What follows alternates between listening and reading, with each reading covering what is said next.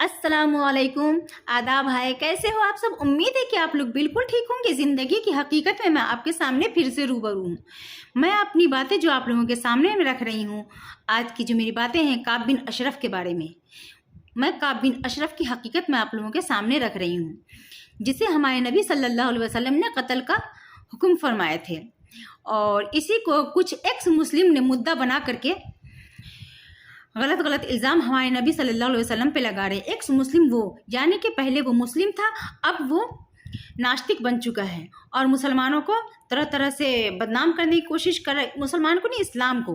और उसके बाद नबी सल्लल्लाहु अलैहि वसल्लम पे गलत इल्ज़ामात लगाते हैं, और यहाँ तक कि वो लोग नबी सल्लल्लाहु अलैहि वसल्लम को कातिल करार देने की नाकाम कोशिश कर रहे हैं। और अल्लाह ताला को तो वो मानते नहीं कि अल्लाह ताला है, फिर भी उसकी अकल की दाद देनी चाहिए कि वो अल्लाह ताला के अंदर कमियाँ निकालने की कोशिश कर रहे हैं कुरान शरीफ के अंदर से।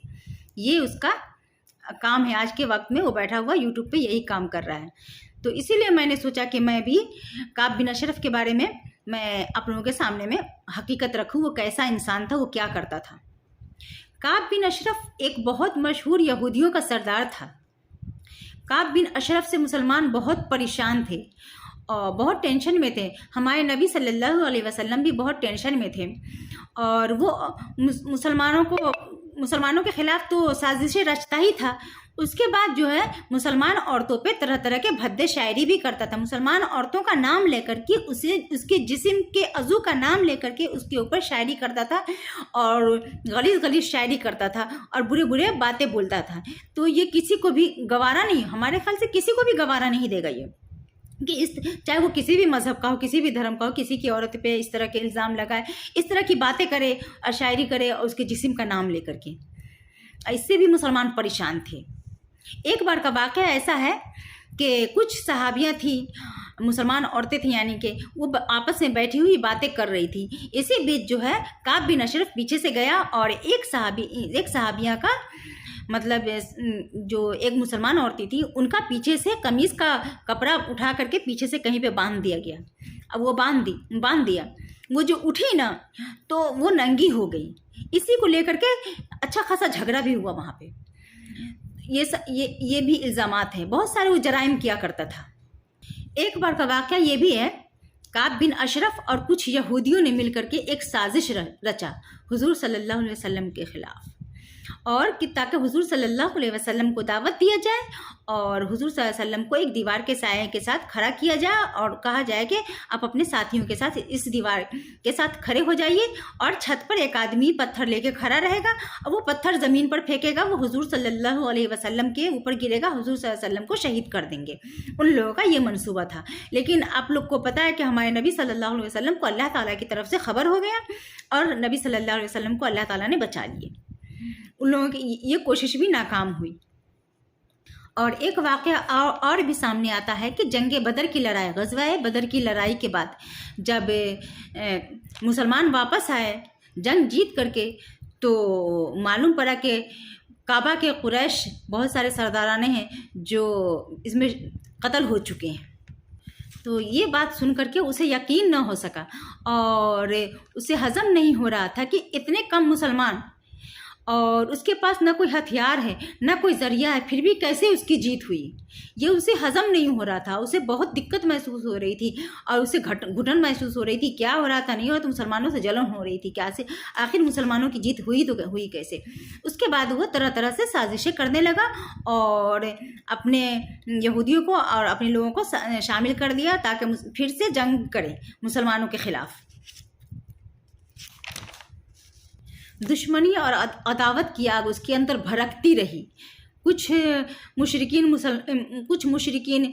को और कुछ कुफ़ार को साथ लेकर के वो मुसलमानों के ख़िलाफ़ साजिशें रचता ही रहा, तरह तरह के जराइम करता ही रहा। उसका ये हमेशा ये पेशा ही बनता रहा, और मुसलमान उससे टेंशन में थे और परेशान करते थे। मुसलमान औरतों को भी तरह तरह से परेशान किया करता था वो, और कुछ यहूदियों को लेकर के फिर से जंग की साजिशें रचता रहा। लेकिन उसे ये नहीं पता था कि वो जिस कबीले से रहता है, बनो नज़ीर कबीले से, उन लोगों ने एक मुआहिदा किए हुआ था कि मुसलमानों पर और मदीनों पर जिसने भी हमला किया वो साथ नहीं देंगे उन लोगों का। وہ مسلمانوں کے خلاف نہیں جائیں گے اور مدینہ والوں کے خلاف نہیں جائیں گے، ان لوگوں نے یہ وعدہ کیے ہوا تھا۔ اور جنگ احد سے جب لوٹے تھے تو اس کو اور جرأت ہو گئی تھی اور مسلمانوں کے خلاف اور بھی سازشیں رچنا شروع کر دیا تھا، لیکن کعب بن اشرف کے اس جرائم سے اور اس طرح کی برے برے حرکات کرنے پر بھی جو بنو نذیر کے قبیلے کے لوگ تھے، بنو نذیر کا جو سردار تھا، وہ آنکھ بند کر کے اور چپی ساندھ کے رکھے ہوا تھا۔ اس نے کوئی فیصلہ نہیں لیا تھا کہ یہ اس طرح کی جو حرکتیں کر رہے تھے اس کے خلاف کچھ کریں، وہ آنکھ بند کر کے تھا اور دھیان بھی نہیں دیتا تھا۔ شاید ان لوگوں کو بھی شاید اس وقت اچھا لگا ہوگا، لیکن اس طرح کے جرائم کرنے سے اس کے پر کیا اثر پڑے گا یہ نہیں سمجھ میں آ رہا تھا اس طرح کرنے سے۔ تو اس کے بعد اس کے ساتھ کیا ہوا، کیسے قتل کیا گیا کعب بن اشرف کو، کس نے قتل کیا، وہ سب خلاصہ میں آپ کو اگلی ویڈیو میں بتاؤں گی، کیونکہ ویڈیو لمبی ہو جائے گی، اسی لیے تب تک کے لیے یہیں تک۔ کیا کوئی انسان ہمارے ساتھ میں کچھ غلط کرے گا ہماری عورتوں کے بارے میں، ہمارے بارے میں، تو کیا ہم اسے چھوڑ دیں گے؟ وہ کسی بھی مذہب سے ہو، کسی بھی دھرم سے تعلقات رکھتے ہو، میرے اس سوال کا آپ جواب دیجئے۔ کیا اسے مارنے کا حکم نہیں ہے؟ کیا اسے ایسے ہی چھوڑ دیں گے؟ کیا وہ ایک دوسرے میں لڑائی کروائے گا، جھگڑے کروائیں گے اور طرح طرح کے الزامات لگائیں گے، آپس میں لڑوانے کا کام کریں گے؟ تو وہ یہ جرائم نہیں ہے، یہ کیا ہے بتائیے؟ جب کوئی سردار اگر فیصلہ نہیں لے گا اس کو مارنے کے لیے، تو کیا وہ آگے سے حکم نہیں ہوگا؟ آگے تو ہم کو خود ہی کرنا پڑے گا نا، کہ جب اس کا سردار جب نہیں لے رہا ہے، ایکشن نہیں لے رہا ہے، تو ہمیں ایکشن لینا پڑے گا نا، تاکہ ہماری عورتوں کے بارے میں، ہمارے بارے میں، ہم لوگوں کے بارے میں کچھ غلط نہ بولے، ہمارے گھر کے جو ممبر ہے، ہمارے جو پردھان منتری ہیں ان کے بارے میں کچھ غلط الفاظ نہ نکالیں۔ تو ہمیں بولنا نہیں پڑے گا ہمارے پردھان منتری کے عورتوں کے بارے میں، ہمارے پردھان منتری جو ہے ان کی بیوی کے بارے میں، ان کی بیٹی کے بارے میں اگر کچھ غلط بولیں گے تو کیا ہم اسے چھوڑ دیں گے؟ آپ بتائیے، آپ ہمارے اس سوال کا جواب دیجیے۔ اور ان سب باتوں کا مدعا بنا کر کے کچھ ایکس مسلم جو ہے سو مسلمانوں کو پریشان کر رہے ہیں، وہ لوگ بھی پریشان کر رہے ہیں، اور وہ لوگ چلے ہیں نبی صلی اللہ علیہ وسلم کی طرح بنے، تاکہ لوگ جو ہے نا ناستک بننا چالو کر دیں۔ آپ لوگوں کو سمجھ میں نہیں آ رہا ہے، آج مسلم کے اوپر ہے، مسلم کو کمزور سمجھ کر کے مسلم کے اوپر، کل کو کسی اور کے اوپر کریں گے یہ لوگ، کیونکہ وہ لوگ اللہ کو مانتے ہی نہیں ہیں۔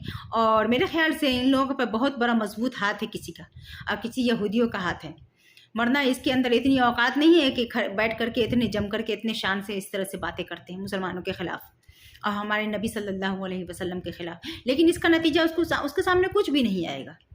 ایک نہ ایک دن بڑے آئے ہیں، بڑے آ کر کے چلے گئے یہاں پر، اور وہ کیا ہے، اس کی کیا حیثیت ہے؟ بھلے ہی زور لگائیں گے، تنگ لگائیں گے، ابھی بہت ٹائم ہے، یہ سب ٹائم ابھی نہیں۔ جب تک کہ دنیا میں مذہب اور دھرم ہے تب تک اس کا کچھ نہیں دال گلنے والا ہے۔ مذہب اور دھرم آپ سمجھ سکتے ہیں نا، مذہب اسلام مذہب ہے، ہندو دھرم یہ سب ہے، تب تک اس کا کوئی دال نہیں گلنے والا ہے۔ میں ہندو دھرم کے بارے میں ہی باتیں کر رہی ہوں، چھوٹی بات نہیں کر رہی ہوں میں، جب تک ہے تب تک ہی اس کا کوئی دال نہیں گلے گا۔ کچھ تو مجھے جانکاری ہوگا تبھی تو میں بول رہی ہوں، وہ جتنے بھی ہاتھ پیر مار لیں۔ اگر میری ویڈیو اچھی لگی ہو تو آپ مجھے لائک کیجئے، شیئر کیجئے اور میری مدد کیجئے۔ باقی اللہ حافظ، اللہ آپ سب کو خوش رکھے ہمیشہ سدا، اللہ حافظ۔